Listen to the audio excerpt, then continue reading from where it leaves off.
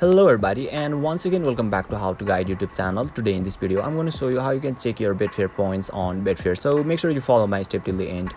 First thing first, I assume that you already have an account in Betfair and already logged in, and now right after that you'll be able to see the interface of Betfair, where you can see profile icon at top right corner. Just tap over there, and now you'll be redirected to the my account section, where you need to scroll a little bit down unless you find the my Betfair points. So once you find it, just tap over there and you'll be redirected to the another section where you can check your Betfair points over here. So you can also check your Betfair points history, and basically this is how you can check your Betfair points on Betfair. And if you still encounter any issue during this process, feel free to leave a comment and I'll be happy to assist you.